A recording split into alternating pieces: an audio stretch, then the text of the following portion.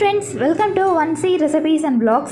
இது வரைக்கும் நீங்கள் நம்ம சேனலை சப்ஸ்கிரைப் பண்ணலை அப்படின்னா சப்ஸ்கிரைப் பண்ணிடுங்க, கூடவே பெல் ஐக்கானையும் கிளிக் பண்ணிடுங்க.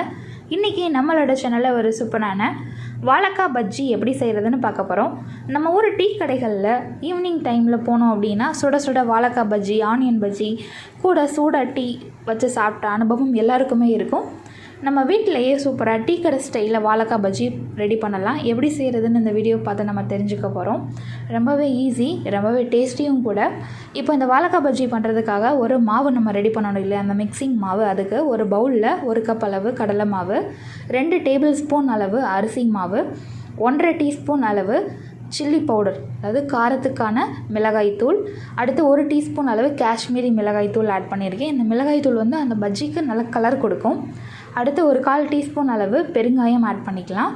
அடுத்து கரம் மசாலா ஒரு 1/2 டீஸ்பூன் அளவு ஆட் பண்ணிக்கோங்க. ரொம்ப சேர்க்க வேணாம், லைட்டாக அதோட ஃப்ளேவர் இருக்கணும். அடுத்து கொஞ்சமாக உப்பு சேர்த்துக்கலாம். 1 டீஸ்பூன் அளவு உப்பு கரெக்டாக இருக்கும். உங்களோட உப்பு டேஸ்ட்டுக்கு ஏற்ற மாதிரி நீங்கள் சால்ட் ஆட் பண்ணிக்கோங்க. இப்போ இது எல்லாத்தையும் ஃபஸ்ட்டு நம்ம ட்ரையாக மிக்ஸ் பண்ணிக்கலாம். அடுத்து கொஞ்சம் கொஞ்சமாக தண்ணி சேர்த்து கட்டி இல்லாமல் பஜ்ஜி மாவு பதத்துக்கு கொண்டு வரணும். இப்போ நான் கொஞ்சம் கொஞ்சமாக தண்ணி சேர்த்து மிக்ஸ் பண்ணுறேன். ஃபைனலாக உங்களுக்கு நான் காட்டுறேன் அதோட கன்சிஸ்டன்சி எப்படி இருக்கணும்னு பார்த்துக்கோங்க. ரொம்ப தண்ணியாக இருக்கக்கூடாது, அதே மாதிரி ரொம்ப திக்காகவும் இருக்கக்கூடாது. ஒரு மீடியம் கன்சிஸ்டன்சியில் இருக்கணும். அப்போ தான் அந்த வாழைக்காயை அந்த மாவில் டிப் பண்ணி எண்ணெயில் ஃப்ரை பண்ணுறதுக்கு ஈஸியாக இருக்கும். இப்போ பாருங்கள், நம்மளோட மாவு ரெடி ஆயிடுச்சு. இதில் ஃபுட் கலர், சோடா உப்பு இந்த மாதிரி எதுவுமே சேர்க்கல. நல்லா ஹெல்த்தியாக ப்ரிப்பேர் பண்ணியிருக்கோம். மாவோட கன்சிஸ்டன்சி பார்த்துருப்பீங்க. நம்மளோட வாழைக்காயும் நல்லா கழுவி தோல் சீவி இந்த மாதிரி பஜ்ஜிக்குன்னு சீவுறதுக்கு நம்மக்கிட்ட கட்டர் இருக்கும். அதில் வந்து இந்த மாதிரி சீவி எடுத்துக்கோங்க. இப்போது அந்த ரெடி பண்ண அந்த வாழைக்காய் ரொம்ப தின்னாக இருக்கிறனால 2 பீஸ் எடுத்திருக்கேன். 2 பீஸையும் ஜாயின் பண்ணி அந்த மாவில் நல்லா டிப் பண்ணி ஆயிலில் டீப் ஃப்ரை பண்ணணும். எண்ணெயும் சைட் பை சைட் சூடு பண்ணி வச்சுக்கோங்க.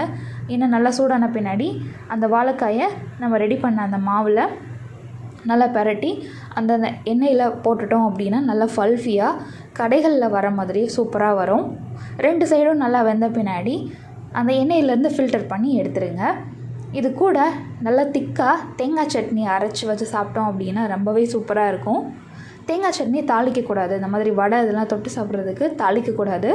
தாளிக்காமல் இருக்கிற தேங்காய் சட்னி தான் இந்த வடை, பஜ்ஜி இதுக்கெல்லாம் தொட்டு சாப்பிட்றதுக்கு ரொம்பவே சூப்பராக இருக்கும்.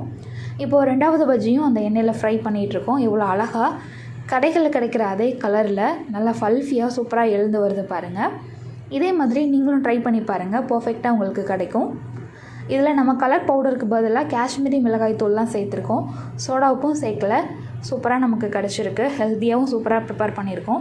கடைகளில் போனோம் அப்படின்னா பாம் ஆயிலில் தான் ஃப்ரை பண்ணி தருவாங்க. நம்ம வீட்டிலையே புது எண்ணெயில் சூப்பராக ஃப்ரை பண்ணி சாப்பிட்லாம். இது கூட சூடாக ஒரு காஃபி ப்ரிப்பேர் பண்ணியிருக்கோம்.